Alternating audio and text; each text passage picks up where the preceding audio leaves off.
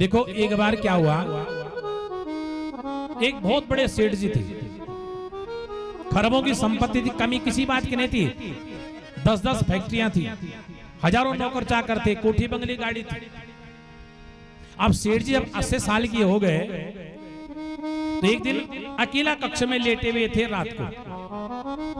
क्या था? अकेले कक्ष में कमरे में लेटे हुए थे रात को।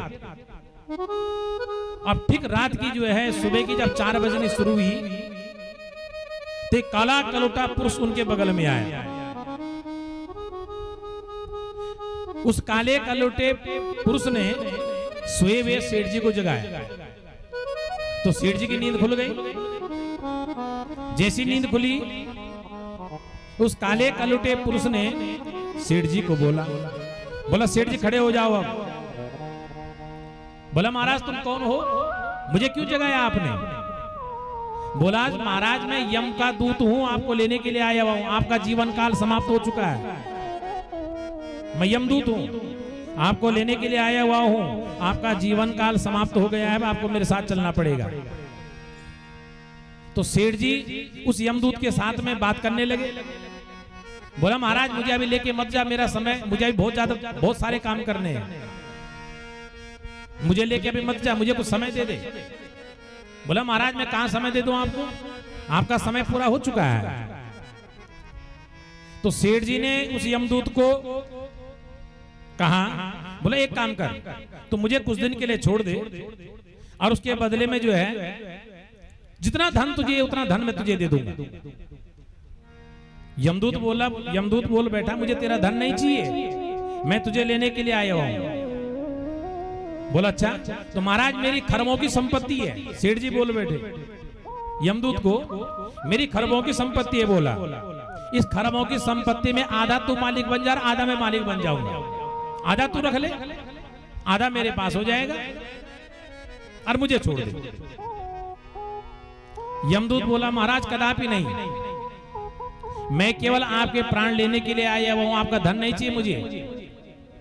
तो सेठ जी ने बोला एक काम कर ले यार, अगर तू आधा भी नहीं चाहता तो मेरी पूरी संपत्ति ले ले, जितनी संपत्ति मेरी है मुझे कुछ नहीं चाहिए, मेरे जेब से भी सारा धन निकाल ले, पूरी संपत्ति लेके चला जा, लेकिन मुझे कुछ दिन मौका दे दे, मुझे छोड़ दे। यमराज बोल बैठा महाराज ऐसा मैं कदापि नहीं कर सकता, मुझे ना तेरा धन चाहिए, ना तेरी संपत्ति चाहिए, ना तेरा कुछ चाहिए, मुझे कुछ नहीं चाहिए, मैं केवल तुम्हें लेने के लिए आया हुआ हूं, तुम्हारा जीवन काल समाप्त हो गया।